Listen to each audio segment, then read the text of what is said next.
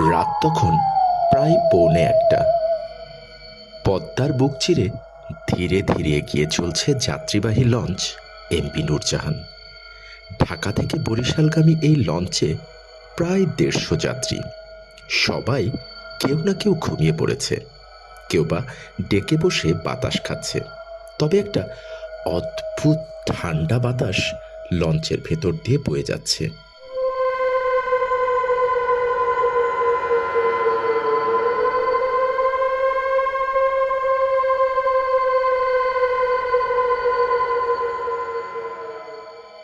যেটা শরতের রাতে অস্বাভাবিক ঠান্ডা মনে হচ্ছিল।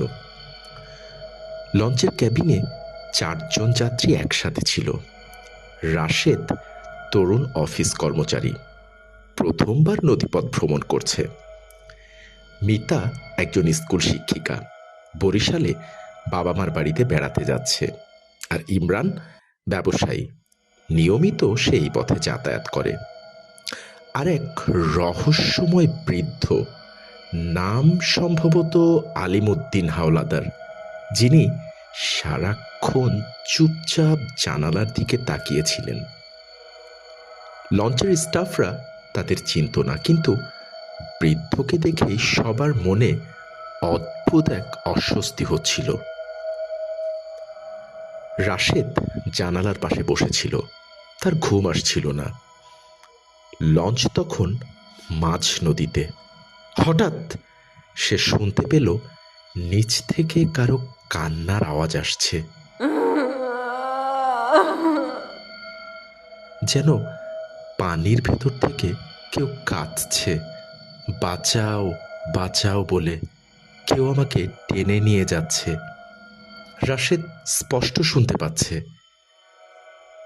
রাশেদ ভয় পেয়ে জানালার পর্দা সরাতেই দেখতে পেল লঞ্চের ছায়ার নিচে পানির উপরে একটা সাদা চুলওয়ালা মুখ ভেসে উঠছে। মুখটা ধীরে ধীরে উপরে উঠছে, তারপর হঠাৎ অদৃশ্য।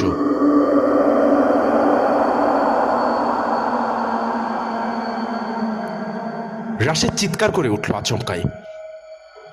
রাশেদের চিৎকার শুনে বাকি যাত্রীরাও এগিয়ে এলো, কিন্তু পানি তখন শান্ত, ঠান্ডা, আর চারিদিকে ঘুটঘুটে অন্ধকার। কেউ কিছু দেখল না। ইমরান বলল, নদীতে আলো প্রতিফলন হয়, এগুলো কিছু না।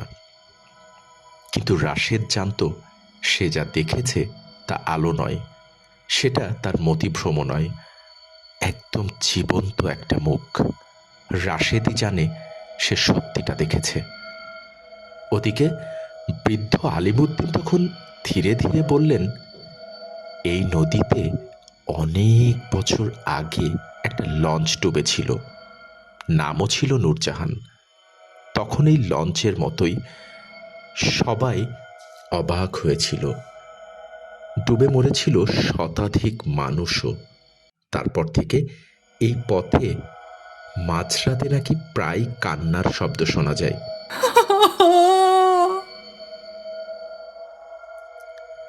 কেবিনে নেমে এলো কেমন একটা গা ছমছমে নীরবতা, কারণ বৃদ্ধ আলিমুদ্দিনকে সবাই কেমন যেন অবাক চোখে দেখছিল। তার মুখ থেকে এই ঘটনা শোনার পরই হঠাৎই কেমন ছমছমে নীরবতা নেমে এলো সবার মাঝে।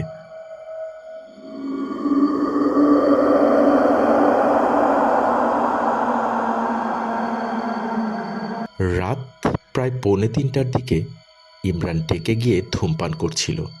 হঠাৎ দেখল পাশে এক যুবক দাঁড়িয়ে আছে, পুরো শরীর ভেজা, ঠোঁট নীলচে, চোখে শূন্য দৃষ্টি।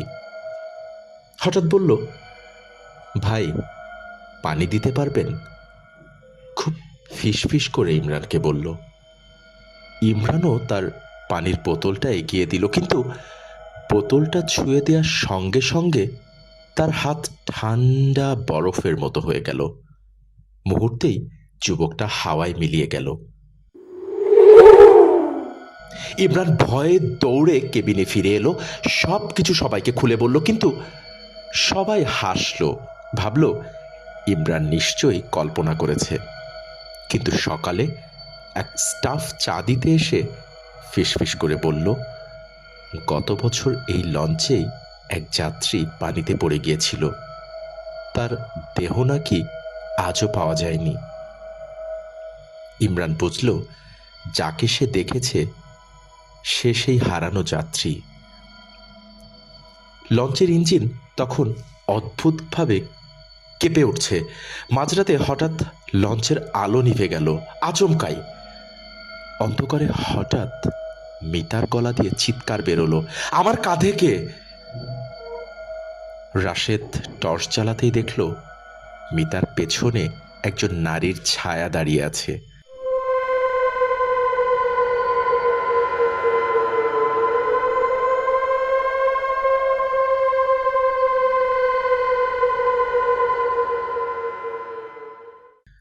লম্বা চুল, পরনে ভেজা শাড়ি, মুখটা কেমন বিকৃত, চোখ দুটো রক্তের মতো লাল।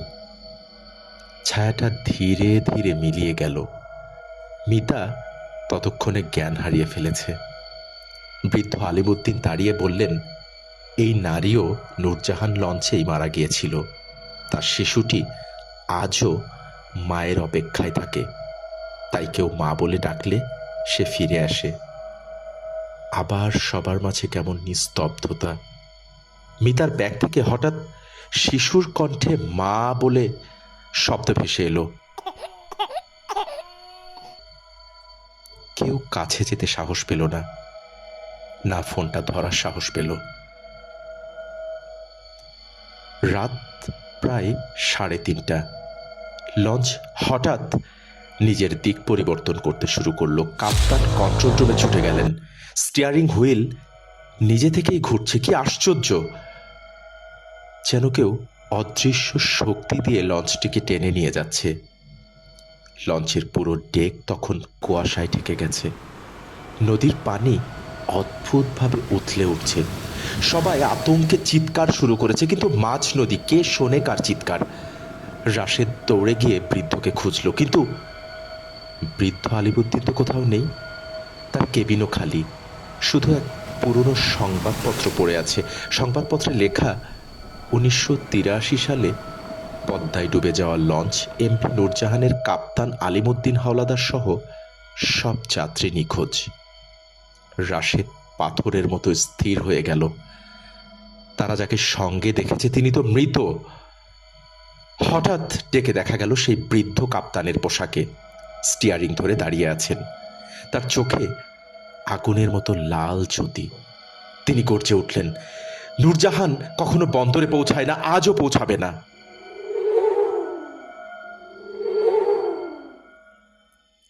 লঞ্চটা যেন বাতাসে উড়ে নদীর ঘূর্ণির ভেতরে ঢুকে পড়ল। সবাই চিৎকার করতে লাগলো, আল্লাহকে ডাকতে লাগলো। রাশেদ আর কিছুই দেখল না, শুধু শুনতে পেল হাজার মানুষের একসাথে কান্না। আস্তে আস্তে ভোর হয়ে এলো। ভোরবেলা নদীর পাড়ে জেলেরা ভাঙা লঞ্চের কিছু কাঠ, কিছু ব্যাগ, একটা টর্চ লাইট পাই। লঞ্চের কোনো খোঁজ আর মেলে না, কিন্তু কয়েকদিন পর নদীর ধারে এক পাথরের উপর লেখা দেখা যায়, এমভি নূরজাহান, 1983, চিরকাল চলমান। মানুষ বলে যে রাতে নদীর উপরে কুয়াশা ঘন হয় তখন মাঝ নদীতে ভেসে উঠতে দেখা যায় এক পুরনো লঞ্চ। আলোগুলো ঝলমল করছে, কিন্তু ভেতরে কেউ নেই। কখনো কখনো ভোরের দিকে নদীপথের যাত্রীরা শোনে অন্ধকার থেকে ভেসে আসা এক বৃদ্ধ কণ্ঠ। সে বলে, বন্দরে নামতে চাও? তাহলে আসো, নূরজাহানে চড়ো। আর যারা সেই ডাকে সাড়া দেয় তারা আর কখনো ফিরে আসে না। আজও নদীর বুক চিরে যখন লঞ্চগুলো রাতের অন্ধকারে পাড়ি দেয়, মাঝিরা চোখ তুলে তাকাতেও ভয় পায়। সবাই না, যারাই ঘটনাটি জানে শুধুমাত্র তারাই। কারণ কেউ কেউ বলে লঞ্চের ছায়ার পাশে মাঝরাতে দেখা যায় আরেকটি ছায়া, পুরনো মরিচা ধরা লঞ্চ এমভি নূরজাহান, যেখানে সময় থেমে আছে 1983 সালের সেই ভয়ঙ্কর রাতে।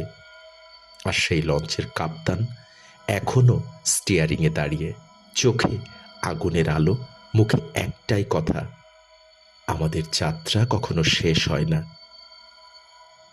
দর্শক, এই ছিল আমাদের আজকের গল্পটি।